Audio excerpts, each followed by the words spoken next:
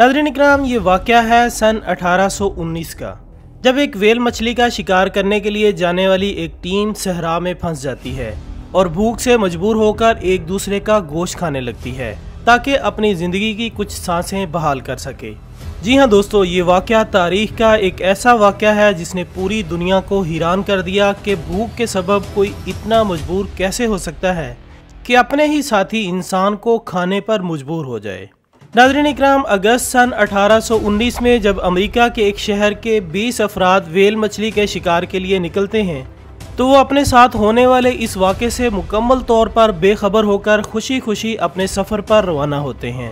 दोस्तों, वाज़ेह रहे कि जिस आइसलैंड के ये बाशिंदे होते हैं, इस आइसलैंड की ख़ास बात यह है कि यहाँ वेल मछली से बनने वाले तेल की फैक्ट्री मौजूद है और इस आइसलैंड में पैदा होने वाला हर शख्स अपनी ज़िंदगी में एक बार ज़रूर वेल मछली का शिकार करता है।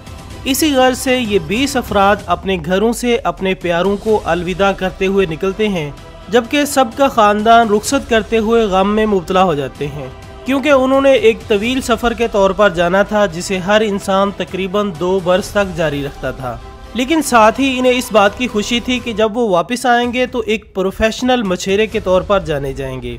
मगर इनमें से कोई भी इस बात का अंदाज़ा नहीं लगा सकता था कि आगे इनके साथ क्या मामला पेश आने वाला है। लिहाजा खुशी और गमी के जज्बात लिए ये 20 अफराद अपने एक ऐसे जहाज़ पर सवार होते हैं जो कि 87 फुट लंबा और 240 टन का होता है, जिसमें इन्हें लगभग 1000 मील लंबा सफ़र तय करना था। अब सफ़र शुरू होता है और सब अपने अपने हिस्से का काम करना शुरू हो जाते हैं। लेकिन दोस्तों, अभी सफ़र को 2 दिन ही गुजरते हैं कि इन्हें समंदरी तूफान का सामना करना पड़ जाता है, जिसमें इनका जहाज़ बेतरतीब लहरों का शिकार होते होते बच जाता है और इनकी खुशकिस्मती इन्हें डूबने से बचा लेती है। इसी तरह मज़ीद कुछ दिनों का सफ़र तय करते हुए इनका जहाज़ अफ्रीका के एक जजीरे पर पहुंच जाता है, क्योंकि इस जजीरे के बारे में मशहूर था कि आम तौर पर यहाँ वेल बआसानी मिल जाती थी।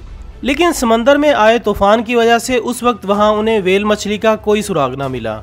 काफ़ी दिन वहाँ रुकने के बायस इनका सारा मंसूबा बेतरतीब हो गया। लिहाजा जहाज़ के कैप्टन ने यह फैसला किया कि साउथ वेस्ट ओशन में मौजूद ग्लाब सोप आइसलैंड की तरफ सफ़र किया जाए और वहाँ वेल मछली को ढूंढने की कोशिश की जाए।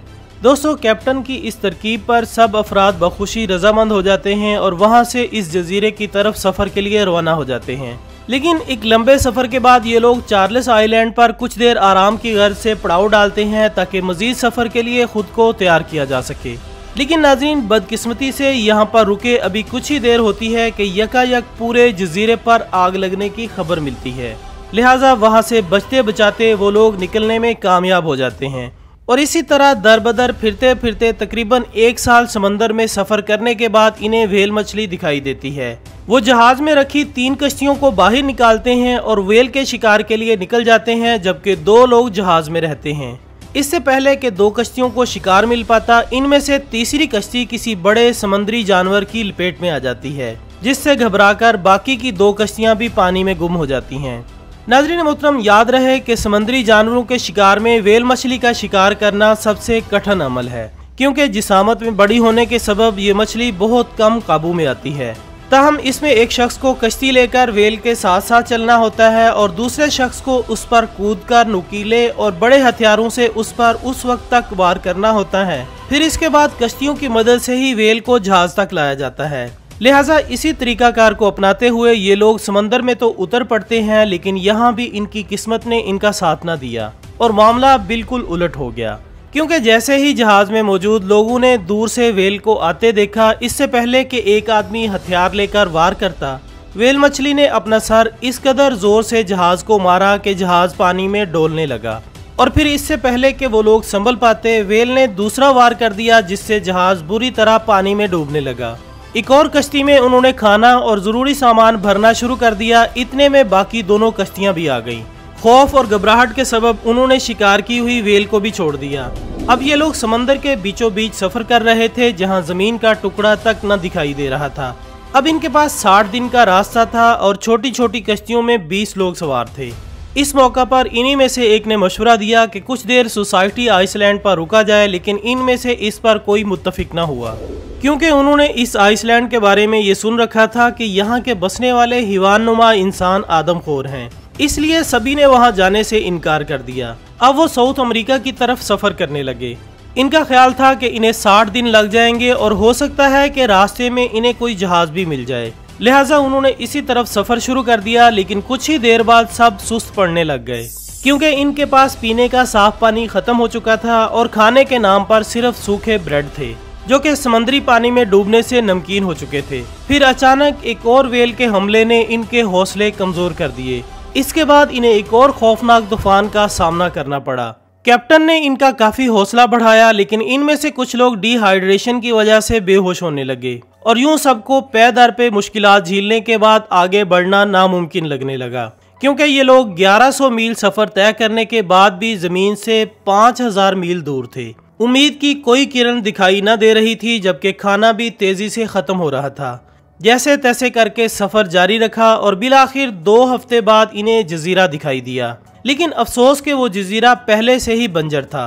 इनमें से 3 मुसाफिर इसी बंजर जजीरे पर उतर गए क्योंकि इनके ख्याल में मजीद समंदर में भटकने से ये बेहतर था, जबकि बाकी के 17 लोगों ने अपना सफर जारी रखा। हालांकि इनमें से कोई न जानता था कि सफर कब और कैसे खत्म होगा, लेकिन फिर भी उम्मीद के साथ सफर करने लगे। और इसी तरह रास्ते में एक कश्ती जिसमें 6 लोग सवार थे रात के वक्त इनसे अलग हो गई। दिन के वक्त जब देखा तो दूर दूर तक कश्ती दिखाई न दी। अब सिर्फ 2 कश्तियां बाकी रह गईं जिसमें 11 लोग सवार थे। इनमें से एक शख्स जो कि सख्त बीमार था, इसकी मौत वाक़ई हो गई। लिहाजा सब लोग परेशान थे कि अब क्या किया जाए। जब कुछ न सूझा तो लाश को उठाकर समंदर में फेंक दिया गया।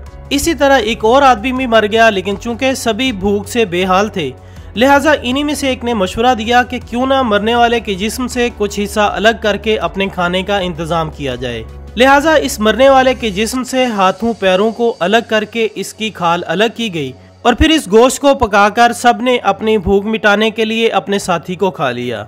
दोस्तों, कहा जाता है कि इसके बाद इन्हें इंसानी गोश्त का ऐसा चस्का लगा कि जैसे कोई मरता वो इसका गोश्त खाने के लिए अलग कर लेते और यूं इनमें से सिर्फ 5 लोग बाकी बच गए जो खुशकिस्मती से साहिल तक पहुंचने में कामयाब हो गए। जबकि वो कश्ती जो कि रात के वक्त रास्ता भटक गई थी, इनमें से सवार 6 अफराद में से 3 अफराद भी अपनी जान बचाने में कामयाब हो गए।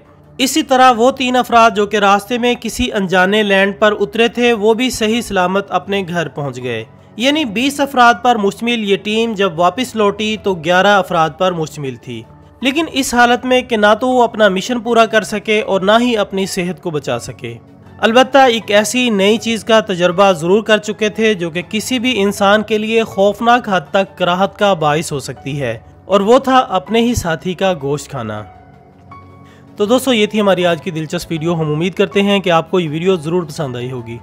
इस वीडियो से मुतालिक अपनी कीमती राय कमेंट्स की सूरत में ज़रूर दीजिएगा। हमारी अगली वीडियो आने तक अपना दोस्तों, रिश्तेदारों और गिरदोनवाह के तमाम लोगों का बहुत ख्याल रखिएगा।